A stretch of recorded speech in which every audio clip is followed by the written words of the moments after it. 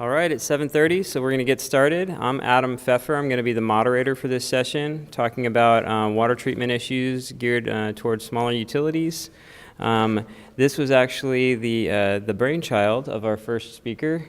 He's Eugene Liang. He's from the Division of Drinking Water. He's the water treatment specialist for the State Water Resources Control Board, Division of Drinking Water. He's responsible for the review and conditional acceptance of various new and innovative treatment technologies that can be used by California's water suppliers to achieve compliance with the Safe Drinking Water Act. He's also responsible for providing technical support to the division's district offices throughout the state and the Water Treatment Devices Registration Program. He has served in the current position since 2010. Prior to his appointment at the drinking water treatment specialist, he was an associate sanitary engineer at the division's San Francisco Bay Area office for 13 years. He had oversight of responsibility for public water systems that ranged from a single well small system to a large regional system with multiple surface water treatment plants. He's experienced with the review and permitting of filtration, ion exchange, ozonation, and membrane treatment systems that are used for treating nitrate, perchlorate, iron, manganese, and surface water sources. He earned his Master of Science and Bachelor of Science degrees in civil engineering from the University of California, Los Angeles, and is a registered civil engineer and licensed T4 water treatment operator in California. And he's a nice guy. So, thanks, Eugene.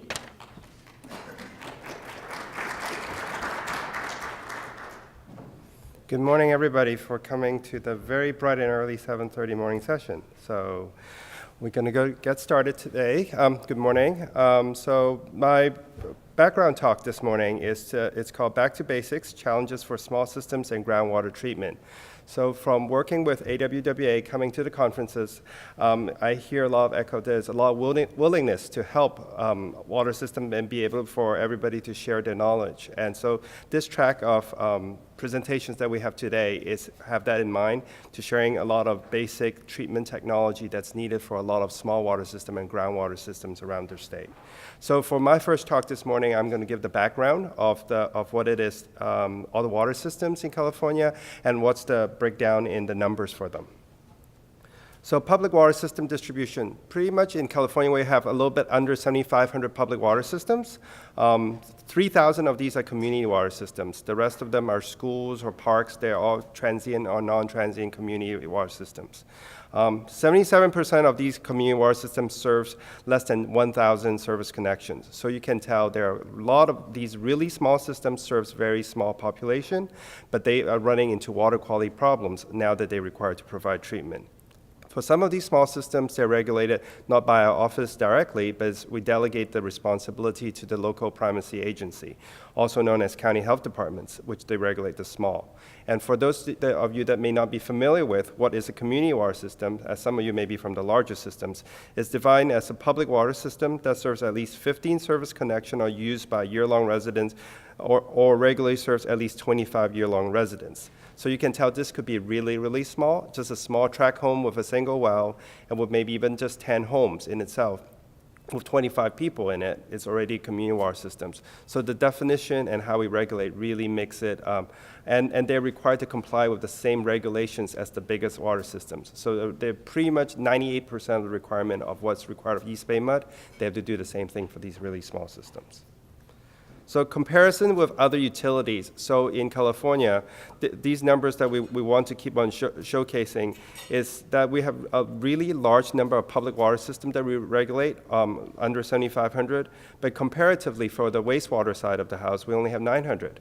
And for electricity, statewide, we only have 75. So we really have a very high number of water utilities that we regulate, and there lies the problem. All of them are really, really small, and they have really poor economies of scale, and they really have very limited emergency response capabilities for the really small water systems. And the next diagram here is actually, this is the source water type used by all public water systems. So this includes both the community water systems and the non-transient, non-community, and the transient systems. As you can tell from the different bars from the left to the right, the ones on the left, those are the small systems with 0 to 99 connections. As you can tell from the blue color, that's groundwater systems.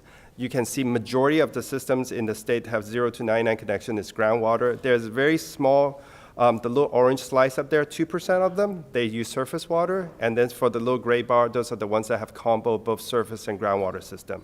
As you move to the little bit larger scale, from 100 to 999 service connection, you have around 73% of them is groundwater and 26% of them is surface water. And then from 1,000 to 9,999, that's around a split 50-50 or so. So as you can tell, as the systems gets larger, they generally switch to surface water. So we have all the metropolitan areas. A lot of them is surface water, a combination of sources. And for the smaller system, they really rely on groundwater. And you may wonder why, because groundwater actually historically has been the easiest source to serve. If you drill a properly constructed well, the water can pretty much just come up, you can serve straight to these homes with no additional treatment. We still have a lot of groundwater system out there that have no chlorination. It's just the well water coming out and just going to the distribution system. For the ease of use, that's why a lot of systems use groundwater.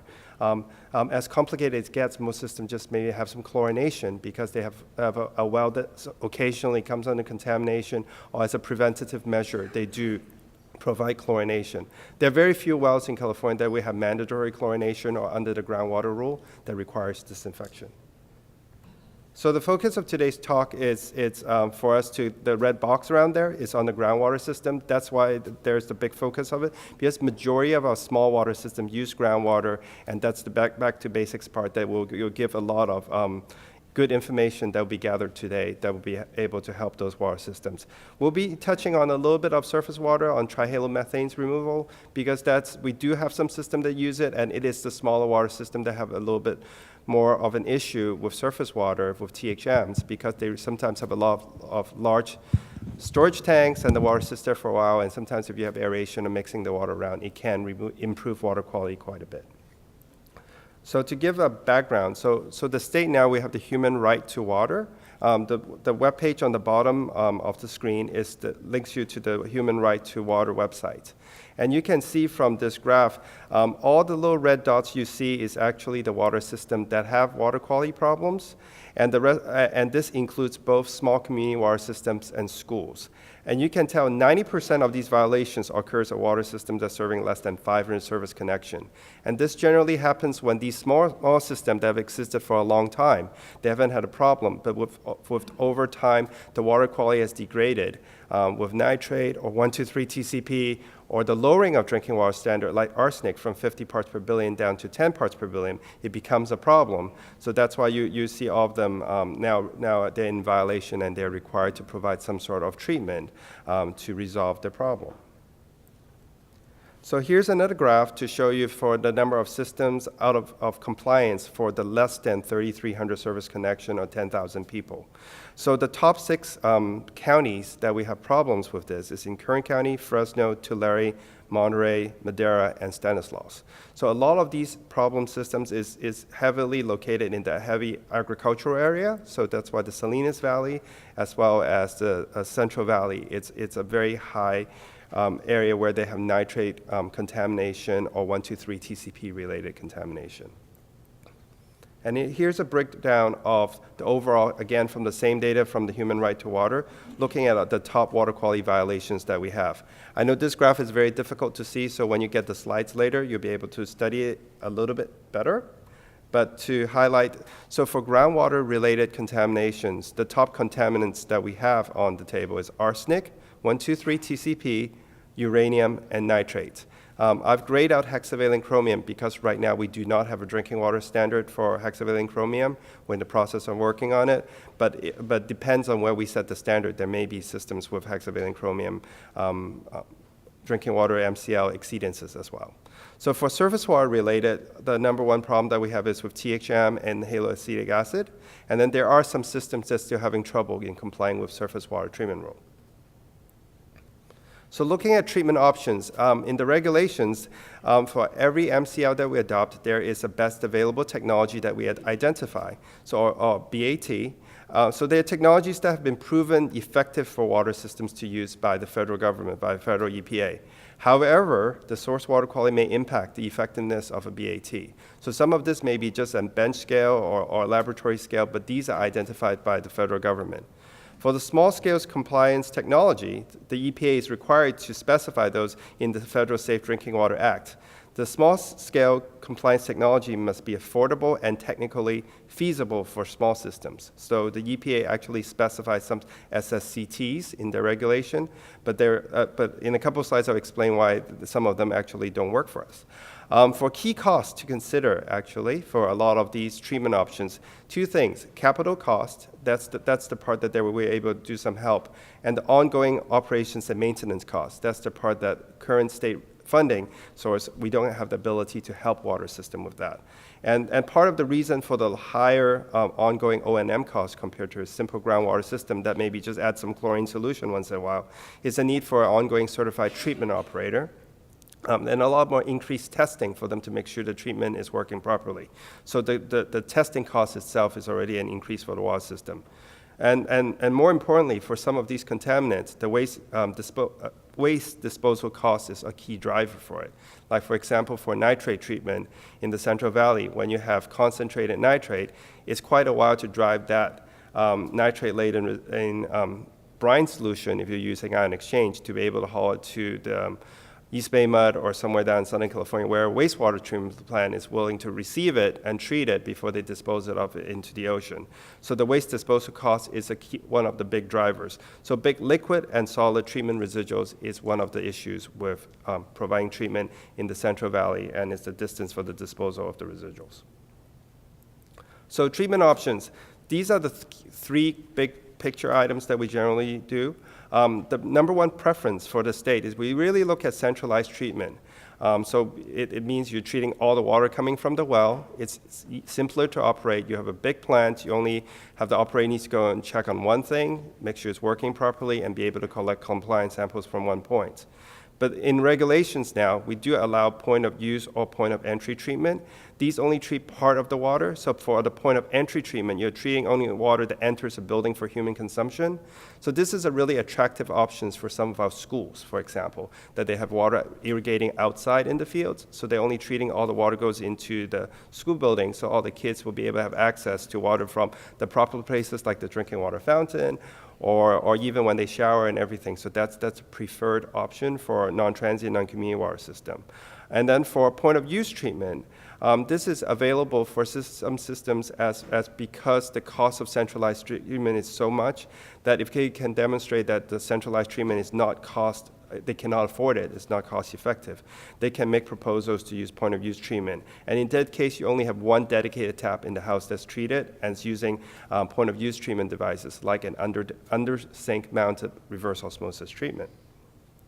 So before we get to all of this treatment, the low-hanging fruits that we have always dealt with, and actually where we're running out of it, is the non-treatment options, and it's our preferred option. Because pretty much, number one thing is we try to drill and resolve the problem. So drill new wells to resolve the problem. But kind of like we're running out of options because we're running out of water, so we end up now have to start treating some of the groundwater sources. So drilling a new well, or having alternate sources or source modification. So a lot of this requires this consolidation. Actually, the alternate sources is if you're able to buy water from a neighboring system that has a well that's in compliance with drinking water standard, we want to be able to see if we can and hook them up together. So you can, part of it is under the consolidation umbrella, or being able to buy some low nitrate water to blend with your source.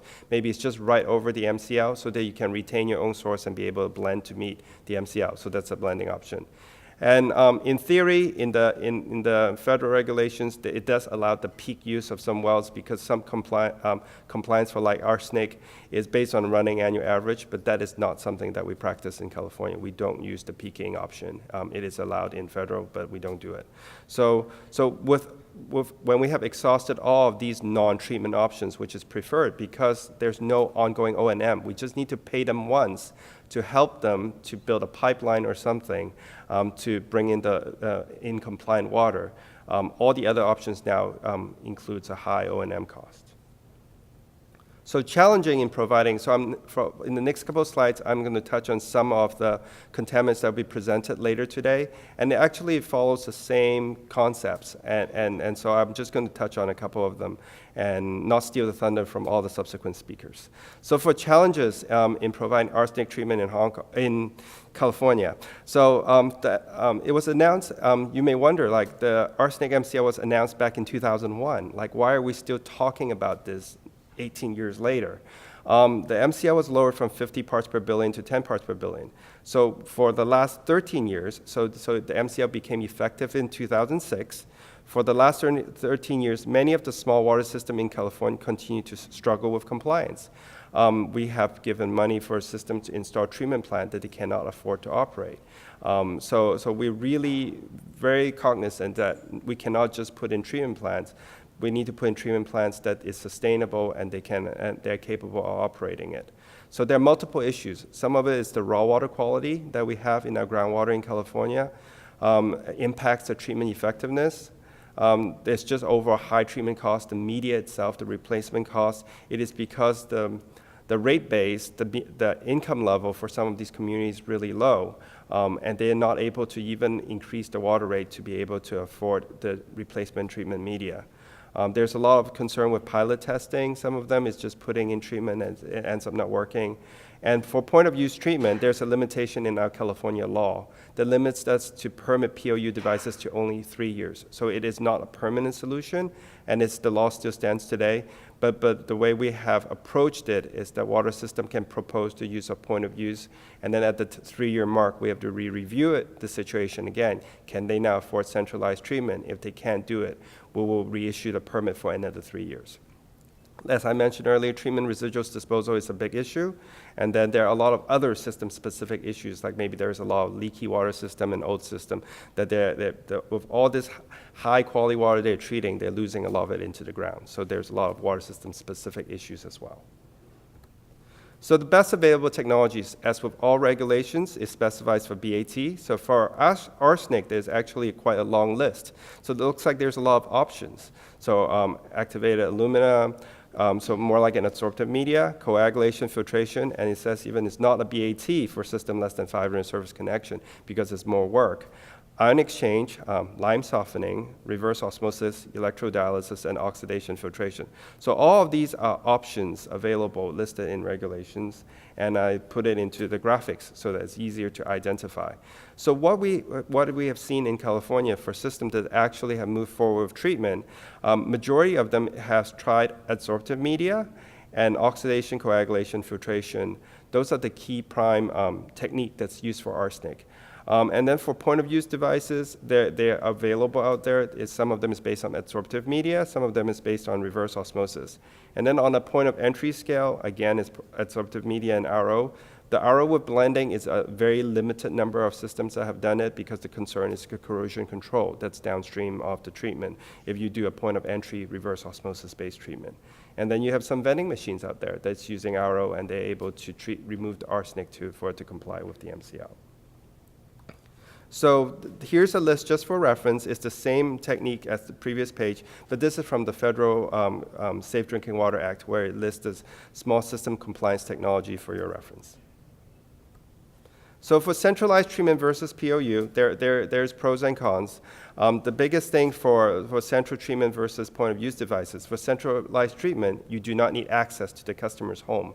Whereas on a point-of-use treatment device, under the regulations, the water system is required to own and maintain these systems. So you require continued customer access into their home, probably every 6 months or at least annually, to maintain these systems, to swap out the filter cartridges and be able to collect samples. That's the number one problem or difficulty in implementing some of these point-of-use devices, is that you need to have continued access and you need a cooperative community that everybody's willing to allow access to maintain these systems, and a lot of increased liability for water system personnel as well because they're entering a customer's home. So high customer acceptance with goal of full participation is the number one consideration, that you need to have a cooperative community. The routine water system entering and contractor access to inside is a concern. But it is doable, with a cooperative community, or something like in an apartment building or in a school or in a business where there's just one owner and be able to control all of that. And then annual monitoring of each treatment device.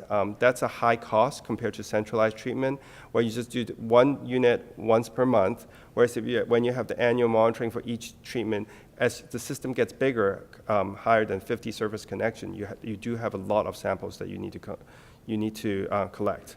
So the point of use device must be, the key requirements must be installed and maintained by the public water system. This is out of the Federal Safe Drinking Water Act. And routine maintenance may be contracted out. So the water system personnel don't need to do it, but they may contract out this service. So treatment issues for arsenic in technical. We have really naturally high raw water pH, pH of about 8.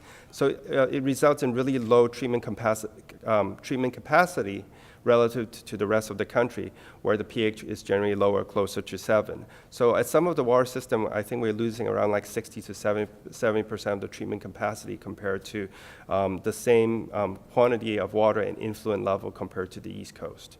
The treatment residuals disposal, as I mentioned, is a problem. Some of them may require pre-oxidation requirements. So for some systems that they may not have been providing chlorination, so now they need to install chlorination. And then pH adjustment is needed to improve treatment capacity, but the ability of such a small system to do pH adjustment is a major concern.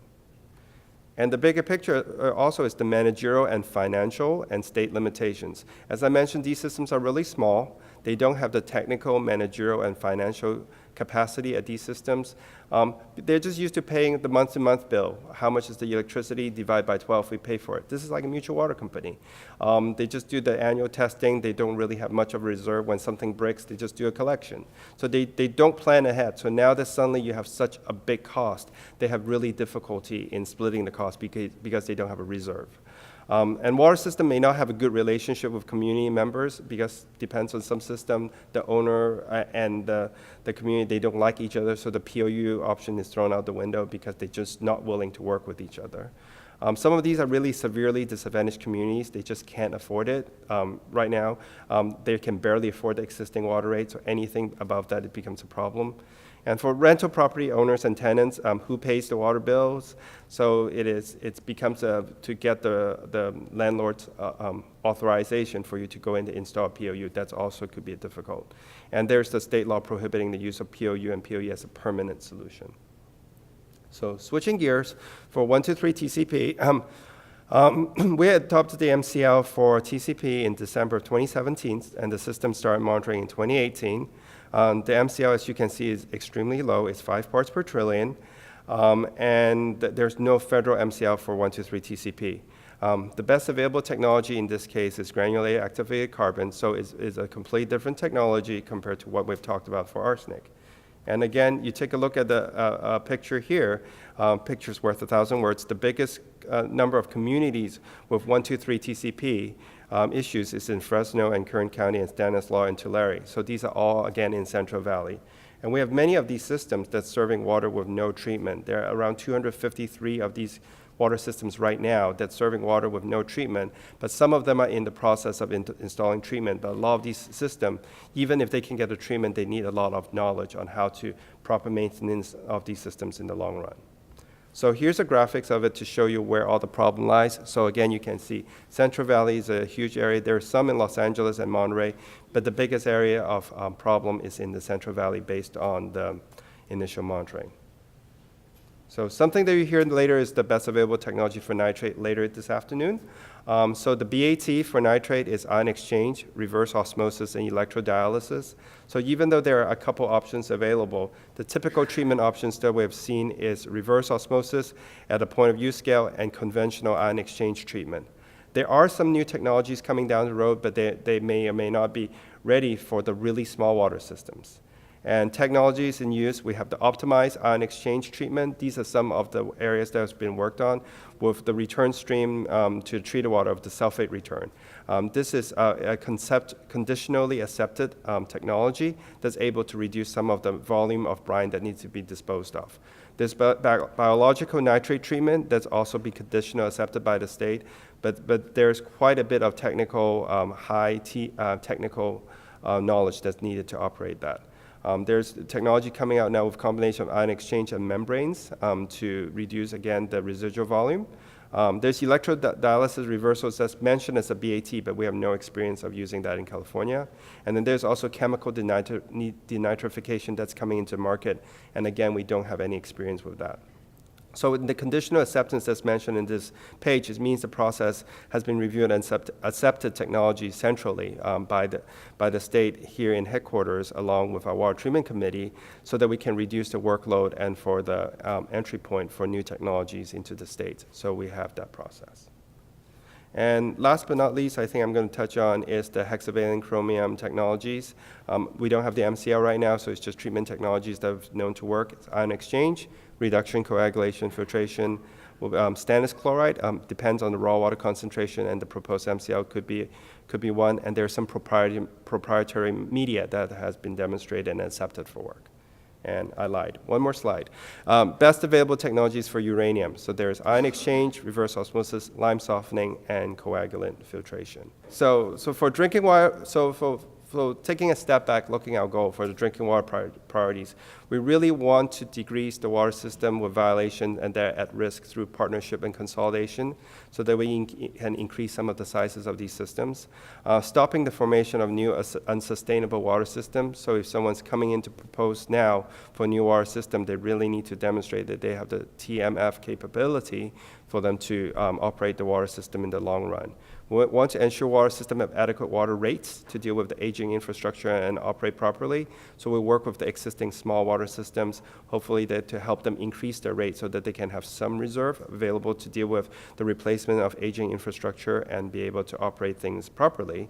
And last but not least, to ensure water system rates reflect the true cost of service so that good governance decisions are made.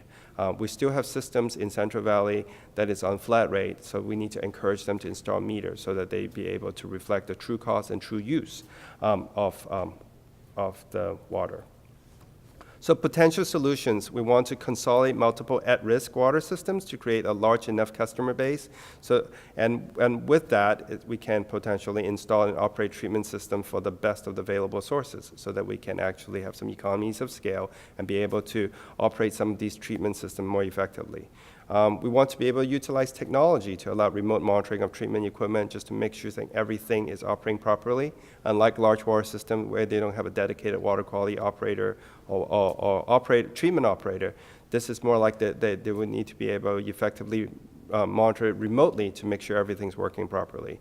They need to be able to build parallel. One of our proposals is like to consider building parallel pipelines for potable water, for indoor use water, so that we can actually separate out the two streams and limit the treated water to go inside the homes for human consumption and leave the untreated water maybe just bacteriologically safe for the outside. So conceptually, we're working on that and maybe looking at even a bigger picture, a wide area regionalized water system, maybe be able to kind of like make a metropolitan water district in the Central Valley so that they can actually build in big treatment plants to denitrify some of the water and be able to build pipelines and connect to a bunch of system to provide them either to full consolidation or just blending water available for their sources.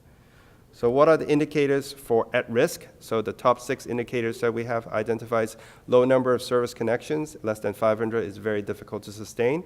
The water rates include only O&M and limited emergency reserves that they don't have money banked up. They only have one source and nothing else. Significant infrastructure failure already occurring and they're just putting Band-Aids over it, like maybe a tarp over a leaky tank. Or things that is just not working well. Or the water system is located in the high-risk zones where there are fires, contaminants, earthquakes, or flooding, but that's much of California these days. And then the lack of needed water rights, legal status, and insurance. So these are some of the indicators we look at as consider a system to be at risk. So the take-home message of all of this is in other states, they're able to dwindle down the water systems. In Ohio, in Kentucky, they're able to reduce the number of public water systems by consolidation.